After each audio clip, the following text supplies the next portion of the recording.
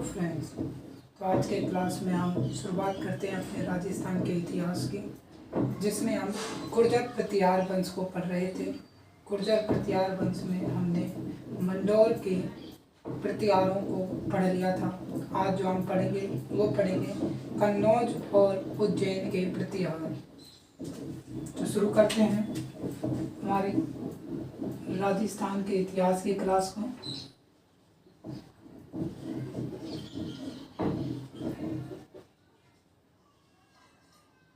और राजस्थान के इतिहास में हम पढ़ रहे हैं गुर्जर प्रतिहार। और आज का हमारा जो टॉपिक है वो है उज्जैन और कन्नौज के प्रतिहार।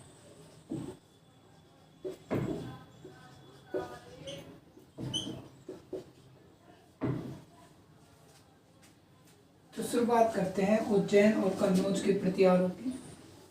इसका सबसे पहला जो राजा मिलेगा वो है नागभट्ट प्रथम।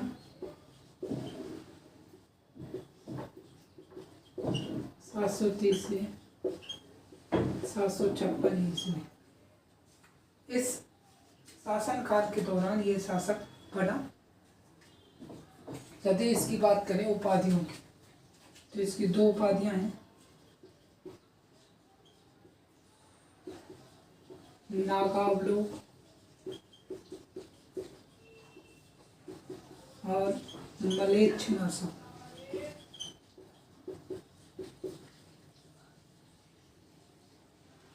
ये दो उपाधियां इसकी मिलती हैं, नागावलोक और मलेच्छनाशक।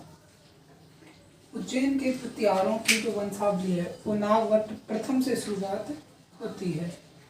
नागभट्ट प्रथम की यदि बात करें तो इसके विजय अभियान, इसने जो जो विजय प्राप्त किए, इसके विजय अभियान है। और इसके विजय अभियानों में कौन कौन से हैं? तो नंबर 1 आपको याद रखना है भीनमाल। इसने भीनमाल को जीत लिया। भीनमाल किसकी राजधानी थी? तो हमें पता है भीनमाल चावड़ाओं की राजधानी थी, चावड़ा वंश। तो इसने चावड़ा वंश को हरा करके भीनमाल को जीत लिया था। दूसरी है लाट। लाट विजय। लाट क्या है? जो सौराष्ट्र है, सौराष्ट्र का कुछ भाग जो है वही क्या कहलाता है? लाट। तो इसने लाट को जीत लिया। और लाट में किसको हराया था इसने? जयभट्ट। जो लाट को जीत कर इसने यहाँ किसको नियुक्त किया? जयभट्ट को। जयभट्ट को यहाँ नियुक्त किया। और इसके तीसरा और इम्पोर्टेंट जो चीज है वो है अरब आक्रमण। अरब आक्रमणकारियों से संघर्ष।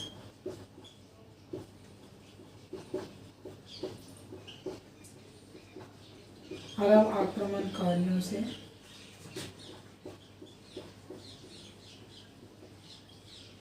संघर्ष। इसने अरब आक्रमणकारियों से कैसे संघर्ष किया? इसने अरब आक्रमणकारियों से संघर्ष करने के लिए एक मोर्चा बनाया, एक संयुक्त सेना बनाई। उसमें मेवाड़ के बप्पा रावल, चित्तौड़ के मौर्य, भीनमाल के चावड़ा और इसके साथ ही सांबर के चौहान, मांड के भाटी, इन सभी को मिला करके इसने एक संयुक्त मोर्चा बनाया, संयुक्त सेना बनाई। और इस सब का नेतृत्व दिया मेवाड़ के बप्पा रावल को। और इस पूरी सेना ने अरब आक्रमणकारियों से युद्ध किया। अरब का उस समय का जो सेनापति था वो था तामिर। और अरब आक्रमणकारियों का जो गवर्नर था वो था जुनैद अब्दुल रहमान अलवारी। तो इनके नेतृत्व में और अरब आक्रमणकारियों से युद्ध हुआ। मारवाड़ में यह युद्ध हुआ और इस युद्ध में ये जीत गए। और बप्पा रावल खुर्सान तक अरब आक्रमणकारियों का पीछा करते हुए चला गया। और वहाँ खुर्सान पहुँचने पर उसके खुरासान की जो राजकुमारी थी उसका विवाह बप्पा रावल से कर दिया और वह वापस लौटा। तो ये अरब आक्रमणकारी थे। ठीक है।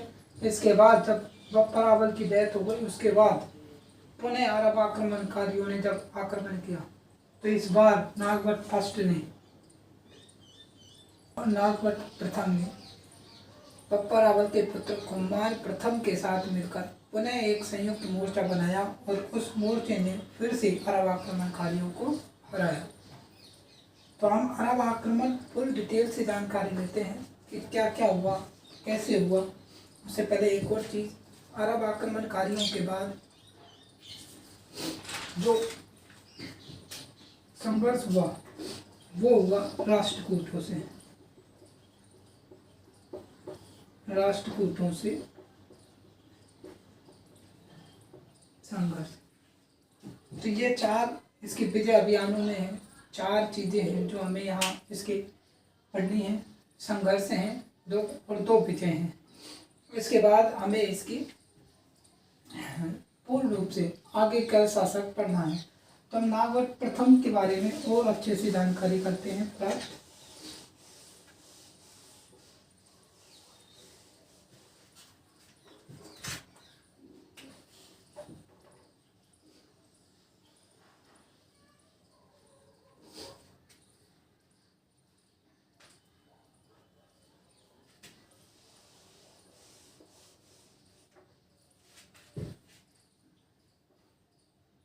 यहाँ है प्रतिहार, इधर है सिंध और सिंध का गवर्नर है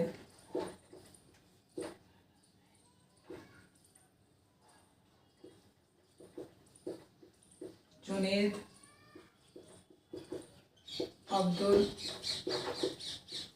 रहमान अलगारी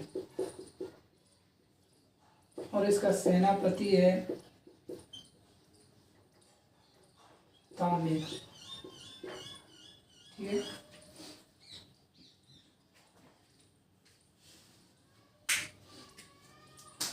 यही हमें महाराष्ट्रकूट पास, यहाँ है राष्ट्रकूट। यहाँ कौन है? राष्ट्रकूट। ठीक है। इधर हम अभी तक थोड़े समय बाद ही बात करेंगे कि यहाँ पाल है और यहाँ कन्नौज है। अभी अब बात करते हैं तो सिंध से जो आक्रमण हुआ वो प्रतिहारों की ये जो शाखा थी यहाँ पर, ये बड़ी इम्पोर्टेंट थी। प्रतिहारों की शाखा का रीजन क्या था वो समझ कि इधर से जो अरब आक्रमण हो रहा है सिंध से हो रहा है, क्योंकि हमें पता है 712 ईस्वी में अरबों ने सिंध को जीत लिया था। इसके बाद जब यह आक्रमण हुआ तो एक संयुक्त सेना बनाई गई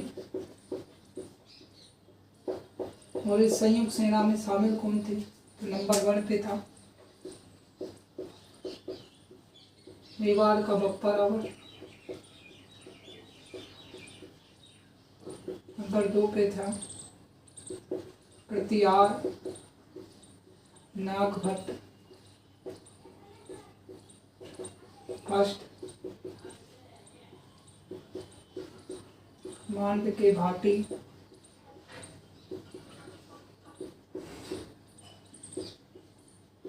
सांबर के चौहान,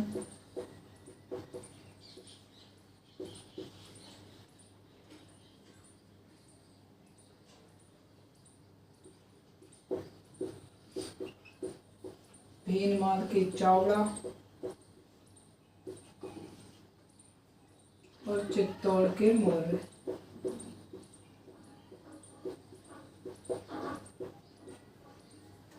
इन 6 के नेतृत्व में एक सेना बनी और इसका पूर्ण रूप से दावेदार बप्पा रावल को दिया गया। बप्पा रावल ने अपनी इस सेना का युद्ध हुआ अरब आक्रमणकारियों से।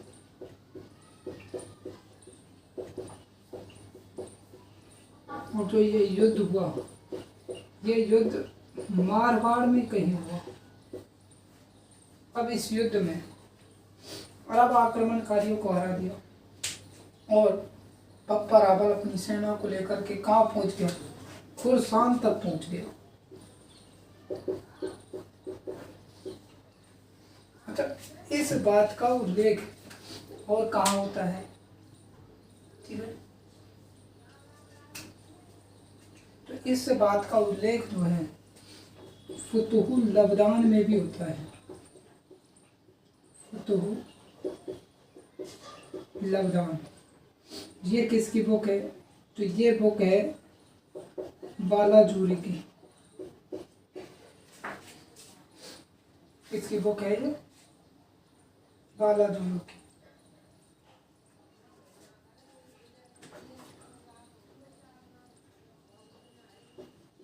और बालाजूरी, इसकी बुक में फुतुहुल लबदान में इसका उल्लेख होता है। ये कहता है कि मेवाड़ के बप्पा रावल ने अरब आक्रमणकारियों के सेनापति तामिर को बहुत बुरी तरह से शिकस्त दी और वह खुरसान तक पीछा करते हुए आ गया। फिर खुरसान की राजकुमारी का विवाह किससे किया गया? बप्पा रावल से किया गया। अब बप्पा रावल जब वापस लौट रहे थे तो उसने एक स्थान पर अपने पूर्वजों के पिंड का दान किया था। वह स्थान आज क्या है? रावलपिंडी, जो वर्तमान में पाकिस्तान में है। ठीक है, तो उसने रावलपिंडी शहर को बसाया, बप्पा रावल। ओके, तो ये चीजें हैं हमारी सिंध या अरब आक्रमण की।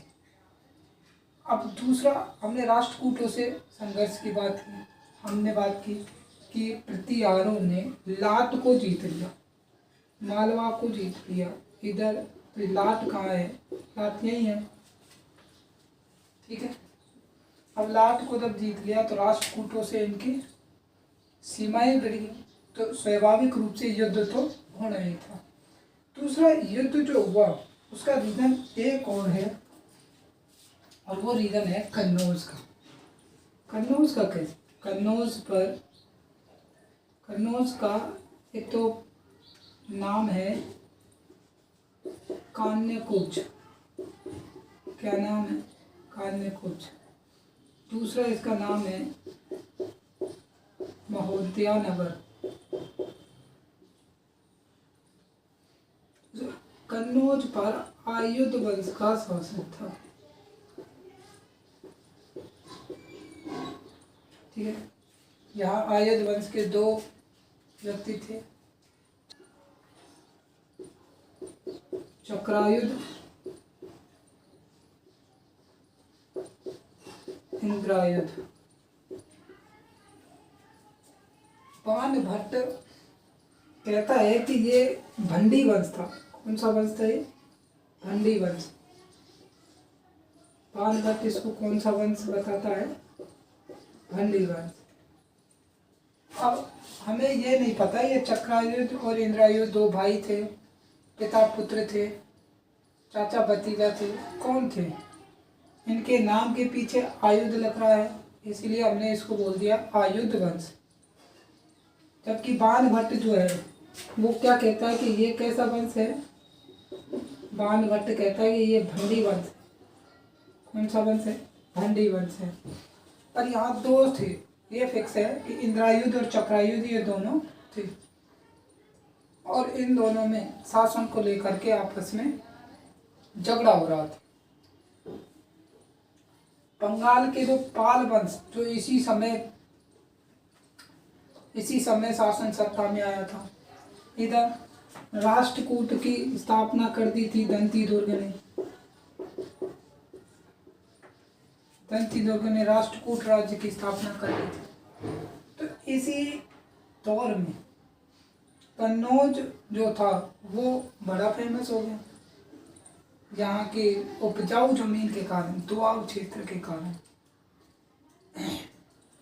इधर जब देखा कि ये दोनों भाई आपस में झगड़ा कर रहे हैं, बंगाल के पाल ने इंदिरा युद्ध को और शासन सत्ता में शामिल कर दिया। इंदिरा युद्ध कि भाई इंदिरा युद्ध को इन्होंने राजा बना दिया। प्रतिहारों में इसी क्षेत्र को लेने के लिए यहाँ अटैक किया, इसकी रक्षा करने का वचन दिया था पाल ने। और राष्ट्रकूट भी चाहते थे कि हम किसको जीत लें, कन्नौज को। तो कन्नौज को जीतने के लिए पृथ्वीहार, राष्ट्रकूट और पाल, इन तीनों में आपस में युद्ध हुआ। और जिसे हम क्या नाम देते हैं, इसे ही हम देते हैं त्रिपक्षीय संघर्ष।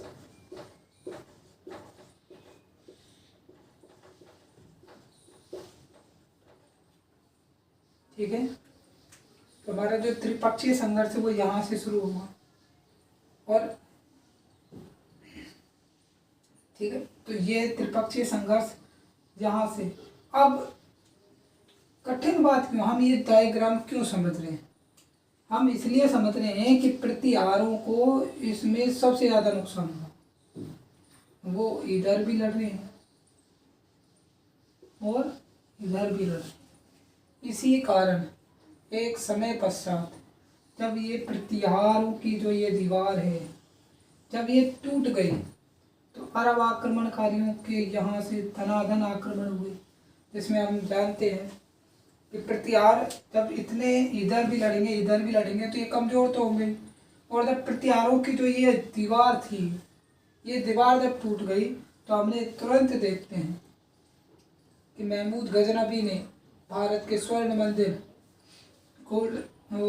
भारत के सोमनाथ मंदिर पर अटैक किए, लगातार अटैक किए। उसके बाद गजनी, मोइनुद्दीन गजनी ने यहाँ पर अटैक किए, तराइन का युद्ध हुआ और भारत पर एक सल्तनत का शासन हो गया। तो ये सब अगर हम बात करें तो उसका मुख्य प्रतिहारों के कमज़ोर होने के कारण हुआ। प्रतिहारों की वह दीवार जिसने अरबों को आगे नहीं बढ़ने दिया, उसके कारण हुआ। और इसी कारण प्रतिहार वंश सबसे ज़्यादा इम्पोर्टेंट है। अगर हमें वास्तविक रूप से किसी को इस सीमा का प्रहरी कहना चाहिए तो वो प्रतिहार वंश है। लेकिन ये बड़े दुर्भाग्य की बात है कि प्रतिहार वंश के पास कोई आर्यभट्ट जैसा लेखक नहीं था, इतना बढ़िया कवि नहीं था जो ये सब चीज़ें लिखे।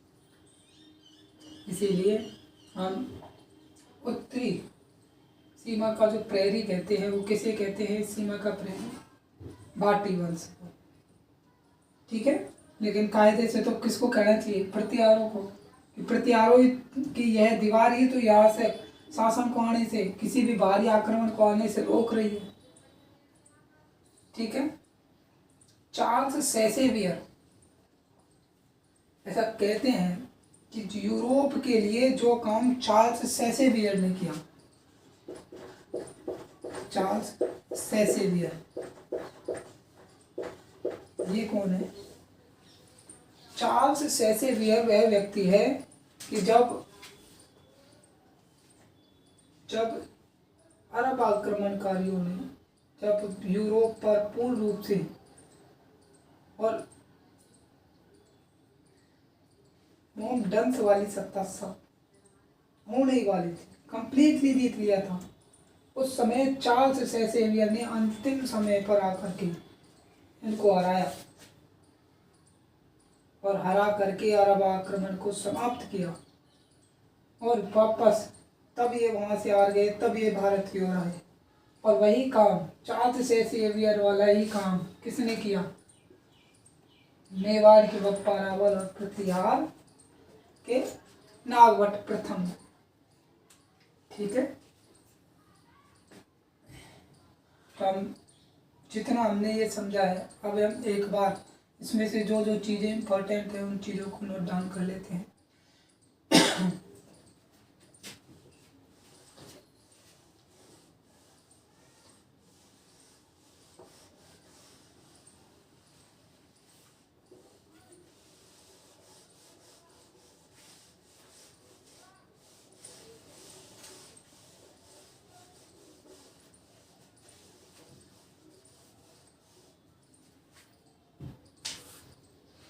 तो हमारा टॉपिक था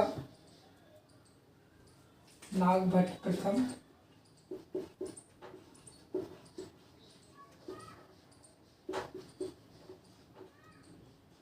सात सौ 30 से 756 ईस्वी। ठीक है, तो लिखते हैं इसके बारे में। पहले आप इसकी उपाधियाँ लिख लें। इसकी उपाधि कौन सी थी? एक तो थी नागावलोक, दूसरी उपाधि इसकी है मलेच्छ नाशक।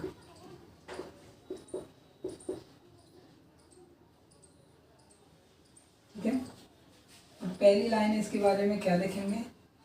पहली लाइन हम लिखेंगे कि उज्जैन के प्रतिहारों की वंशावली यहीं से शुरू होती है।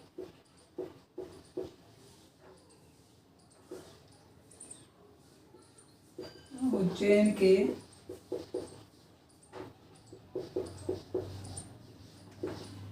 प्रतिहारों की वंशावली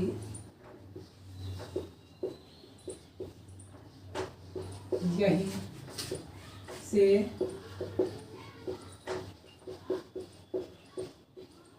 शुरू होती है। ठीक है, और उसके बाद तुरंत हम क्या लिखेंगे? इसके विजय अभियान। विजय अभियान। और इसके विजय अभियान कौन कौन से हैं? उन विजय अभियानों की बात करें तो नंबर 1 पे हम किसको पढ़ेंगे? भीनमाल विजय को।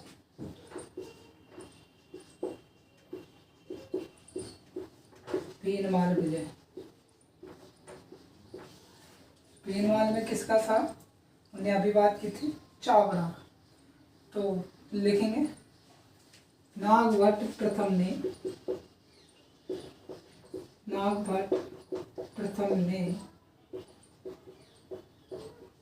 चावड़ा वंश की राजधानी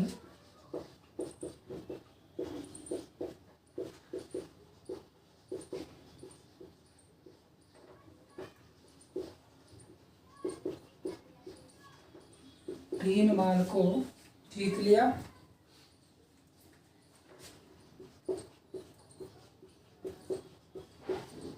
ठीक है, अब डॉक्टर दशरथ शर्मा जो है वो कहते हैं कि नागभट्ट प्रथम ने भीनमाल को जीत करके अपनी राजधानी जालौर ले गया। तो डॉक्टर दशरथ शर्मा के अनुसार नागभट्ट प्रथम ने अपनी राजधानी किसको बना लिया? जालौर। तो डॉक्टर दशरथ शर्मा के अनुसार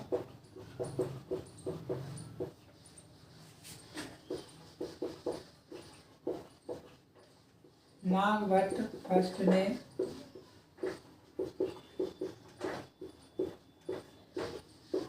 जालौर को अपनी राजधानी बना लिया।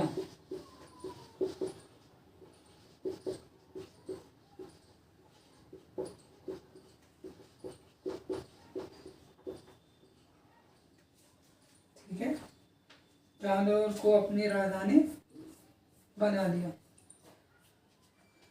दूसरा लाट, और लाट को हम क्या कहते हैं?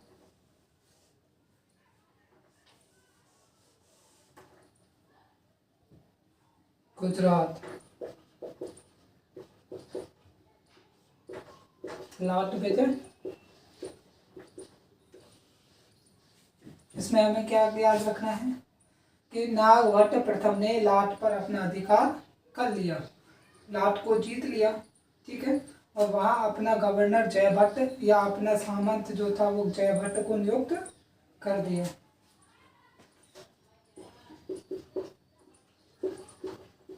नागभट्ट फर्स्ट ने लाट गुजरात को जीत लिया।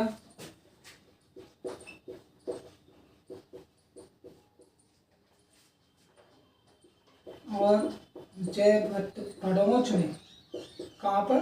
भड़ोच में, भृगु कच्छ में, भड़ोच में जयभट्ट को नियुक्त कर दिया।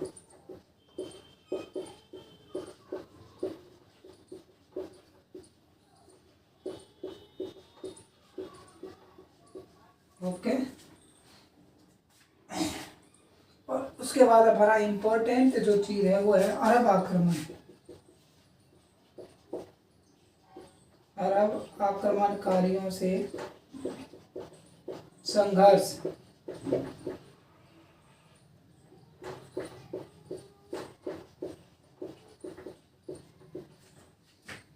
अब अरब आक्रमणकारियों से संघर्ष की बात शुरू करते हैं। देखो, पहली चीज, अरबों ने 712 ईस्वी में सिंध को जीत लिया। अरबों ने 712 ईस्वी में सिंध को जीत लिया।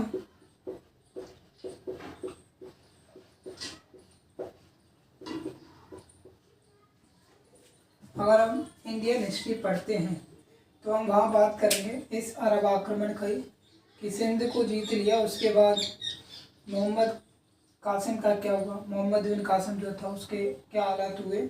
उसके बाद यहाँ नया गवर्नर बनाया गया और नया गवर्नर जो था वो कौन था, तो इस समय सिंध का गवर्नर, इस समय सिंध का गवर्नर जुनैद अब्दुल रहमान अलगारी।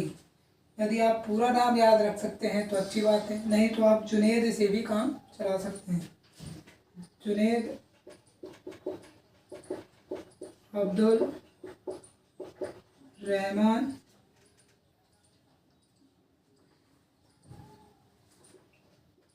अलगारी।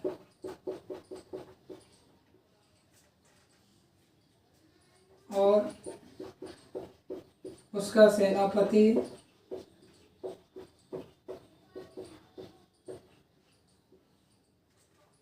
सेनापति कौन था,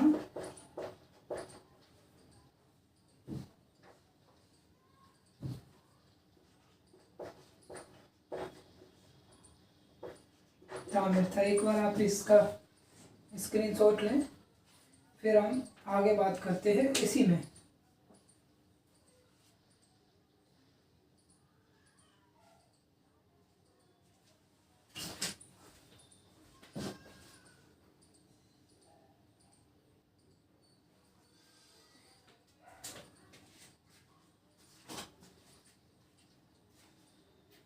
ठीक है, तो हम आगे बात करते हैं अरब आक्रमण की।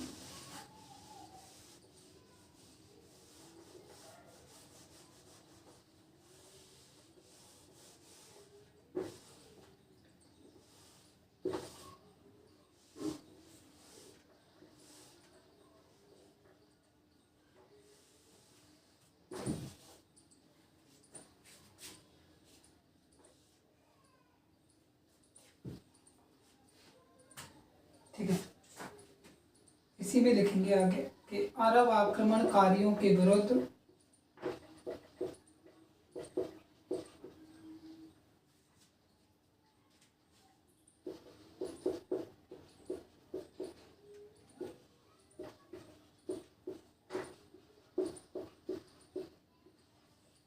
नागभट्ट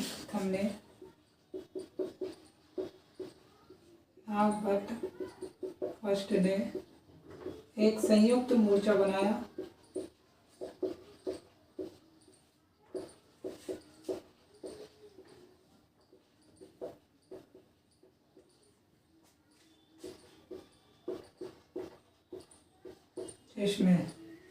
इसमें कौन कौन शामिल थे, उन सबका नाम यहाँ नोट डाउन कर लेंगे। तो पहला कौन था, मेवाड़ का बप्पा रावल, मेवाड़ का बप्पा रावल, जैसे कालभोज, ठीक है, प्रतिहार, नागभट्ट फर्स्ट, थर्ड पे है सांभर के चौहान,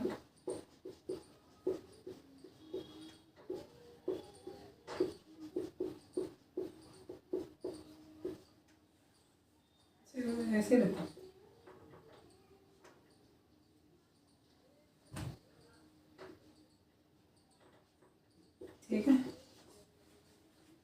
मांड के भाटी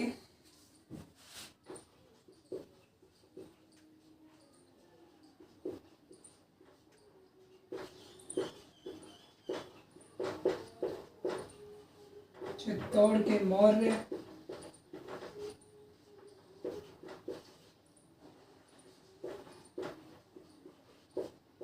और भीनमाल के चावड़ा, ये सभी शामिल थे। 6।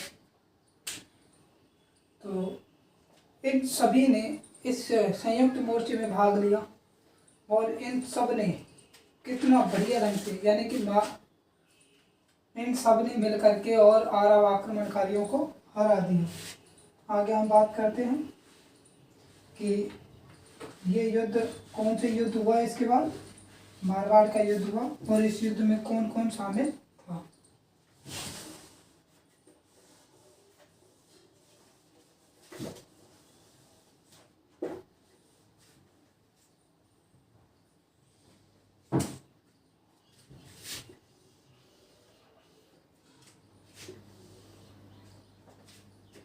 युद्ध हुआ मारवाड़ का।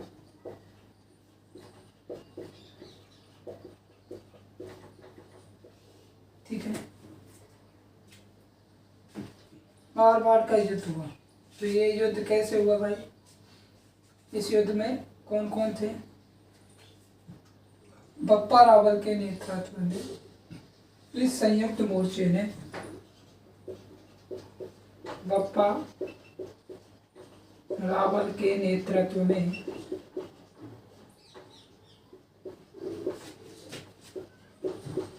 इस संयुक्त मोर्चे ने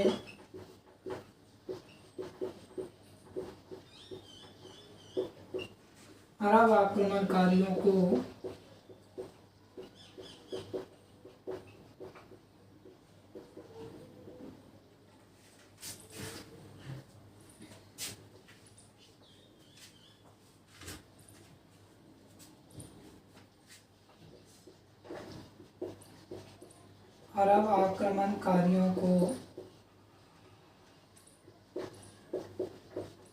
क्या किया?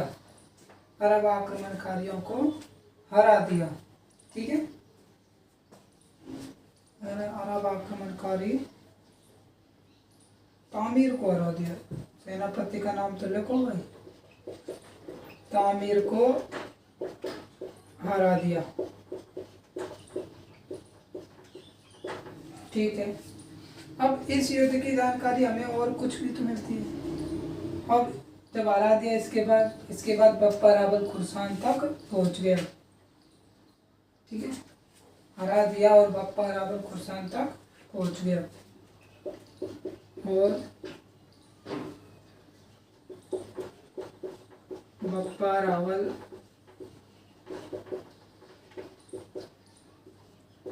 खुरसान तक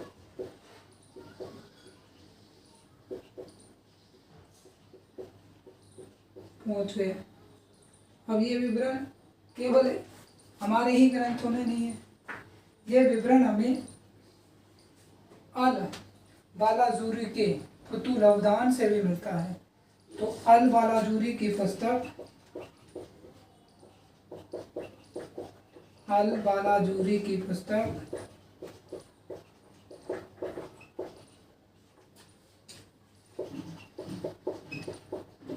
फुतूल अवदान,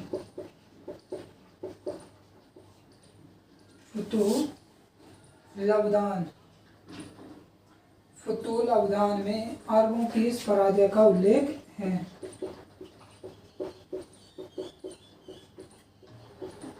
अरबों की इस पराजय का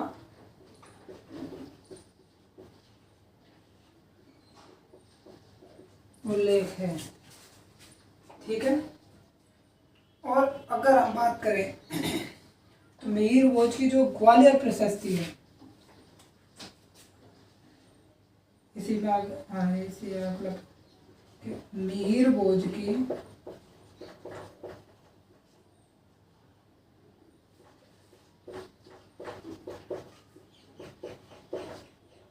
ग्वालियर प्रशस्ति में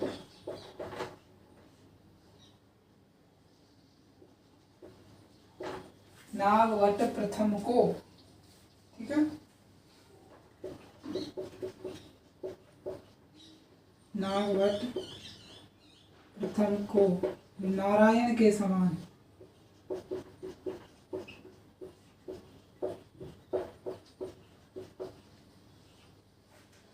मलेच्छ नाशक बताया है।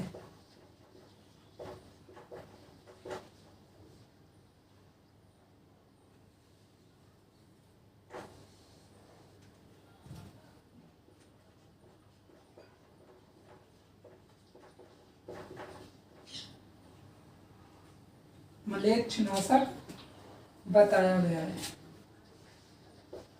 बताया गया।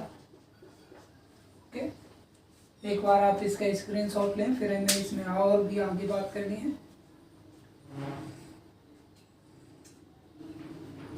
ठीक है, तब इसमें आगे बात करते हैं। नागवट फर्स्ट को नारायण के समान बताया गया। हमने दूसरी बात की थी कि एक चार्ल्स सेल्सेवियर हैं, चार्ल्स सेल्सेवियर, इन्होंने जो काम यूरोप के लिए किया वही काम बप्पा रावल और नागवट प्रथम ने किसके लिए किया? भारत के लिए।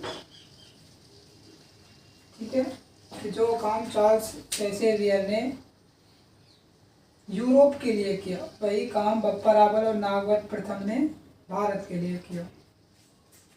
ओके, तो नोट डाउन करते हैं ये बात।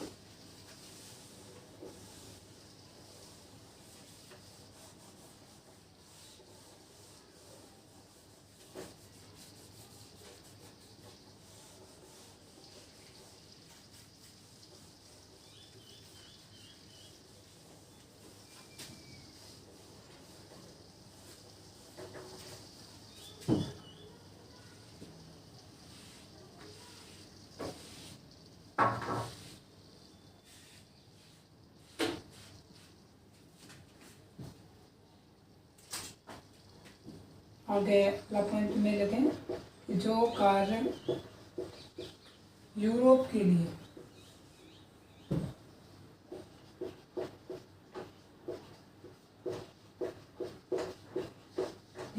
के लिए जो कार्य चार्ल्स सेल्सेवियर ने किया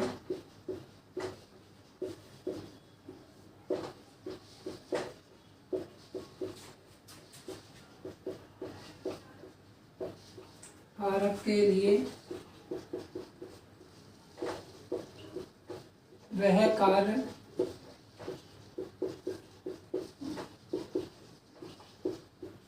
बप्पा रावल और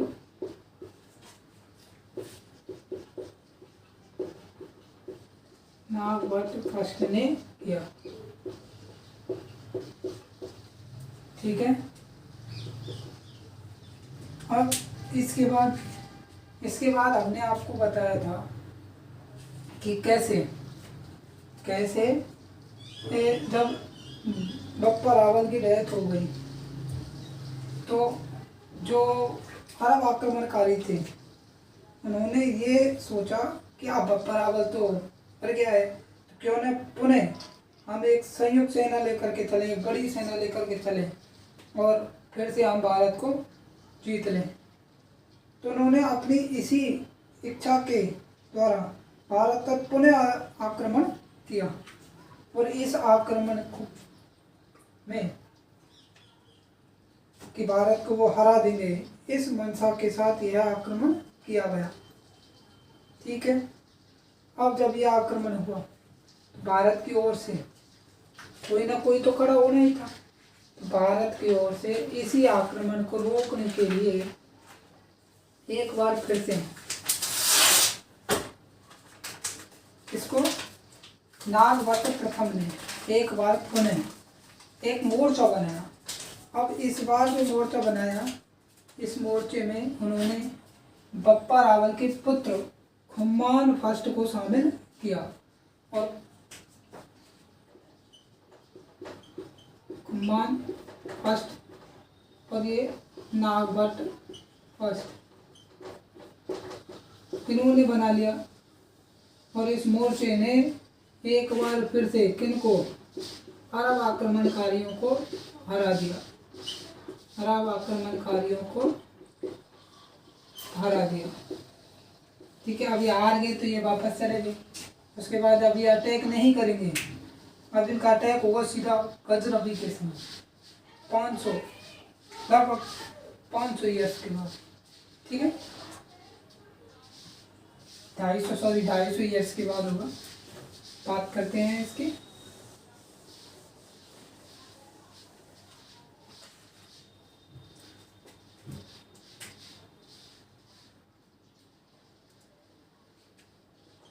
नागभट्ट फर्स्ट ने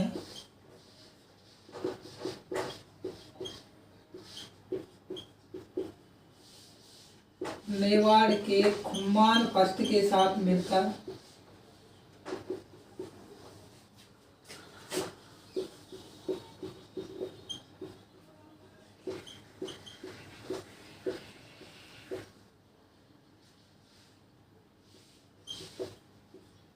अरब आक्रमणकारियों को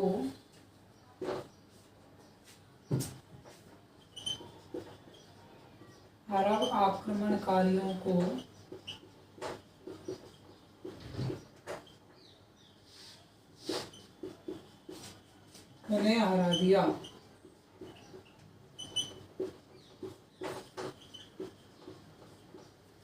ठीक है, अरब आक्रमणकारियों को पुनः हरा दिया। अब इसके बाद हमारा जो अंतिम है वो है राष्ट्रकूटों से संघर्ष।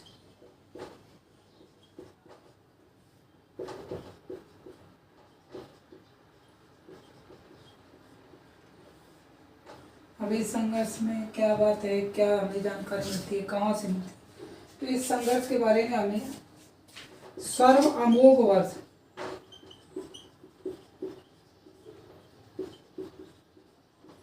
संजन ताम्रपत्र, इस संजन ताम्रपत्र से जानकारी मिलती है कि दंती दुर्ग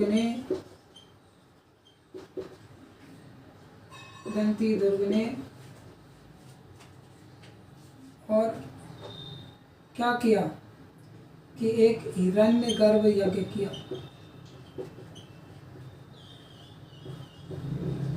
किया, और इसने क्या दिया, एक स्वर्ण कलश दान में दिया। किसको, जो महाकाल है, महाकाल के मंदिर को इसने क्या, स्वर्ण कलश दान में दिया। और इस अवसर पर नागभट्ट फर्स्ट प्रतिहार मौजूद था। ठीक है, जो क्या काम कर रहा था, प्रतिहार का अर्थात द्वारपाल का। तो ये यहाँ से बताता है, संजन ताम्रपत्र कहता है सर्वामोघ जो हमारे दादाजी ने और एक हिरण्यगर्भ यज्ञ करवाया, उस यज्ञ में उन्होंने महाकाल मंदिर में स्वर्ण कलश दान में दिया, और उस यज्ञ के जो द्वारपाल था, प्रतिहार था, वो नागभट्ट फर्स्ट था। ये संजन ताम्रपत्र में लिखा हुआ है। ठीक है, तो इसी चीज को हम यहाँ लिख देते हैं। सर्व अमोघ वर्ष के संजन ताम्रपत्र से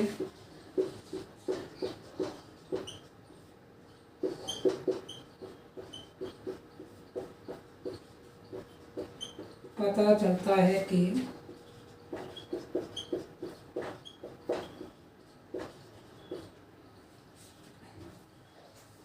दंती दुर्ग ने उज्जैन पर अधिकार कर लिया।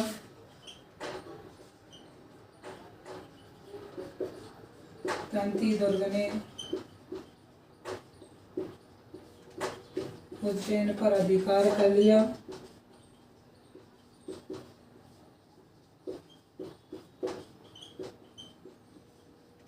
ठीक है, अधिकार कर लिया। दंती दुर्ग ने यहाँ एक हिरण्यगर्भ यज्ञ करवाया, वहाँ हिरण्यगर्भ यज्ञ किया।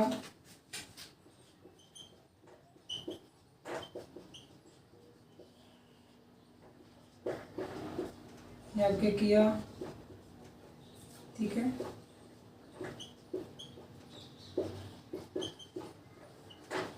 महाकाल के मंदिर, महाकाल को स्वर्ण कलश दान में दिया। सीधा सीधा महाकाल को स्वर्ण कलश दान में दिया, दान दिया। सबसे इम्पोर्टेंट बात कि इस अवसर पर नागवत प्रत्यार वहाँ उपस्थित था। इस अवसर पर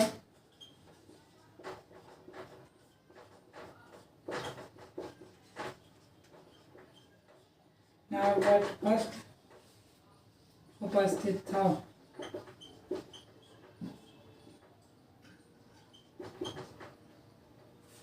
ठीक है, एक बार आप इसे नोट डाउन करें, इसका स्क्रीनशॉट ले लें।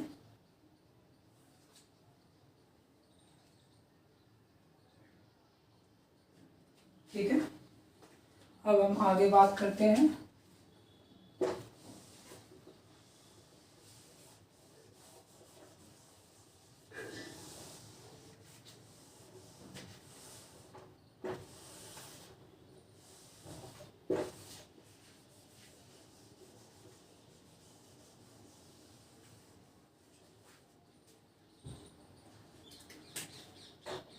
नागपट फर्स्ट, इसके बाद बनता है ककुस्त।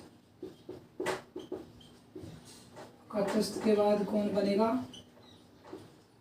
देवराज, और देवराज के बाद बनता है वसराज।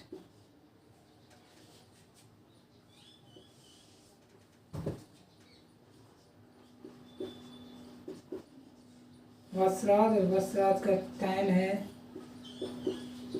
783 से 816 ईस्वी। ठीक है, नागभट्ट प्रथम के बाद जो राजा बना वो बना था ककुस्त। ककुस्त के बाद देवराज, और देवराज के बाद वसराज। अब हमें ये क्यों लिखने पड़ रहे हैं? इनका कोई काम नहीं है फिर, क्योंकि आजकल जो प्रश्न का पैटर्न है वो ऐसे है कि इनमें से कौन प्रतिहार राजा नहीं था। तो हमें ये पता होना चाहिए कि कौन था, उसके लिए कि जो हैं वो तो याद हों, जो नहीं है उसको छांटने के लिए। तो इसीलिए आपको ये टेबल बनवाई जा रही है, और ऐसे बहुत सारी टेबल बनेंगी आगे। ठीक है, तो आप एक बार ये लास्ट है, ये आप स्क्रीनशॉट ले लें और उतार लें। ओके, आज की क्लास बस इतने ही। यदि आपको हमारी यह क्लास अच्छी लगी है तो आप इसे लाइक करें, चैनल को सब्सक्राइब करें, जिससे, और एक बेल आइकन होता है उसको भी आप प्रेस कर लें, जिससे आपके पास हमारे वीडियो की सूचना मिलती रहे।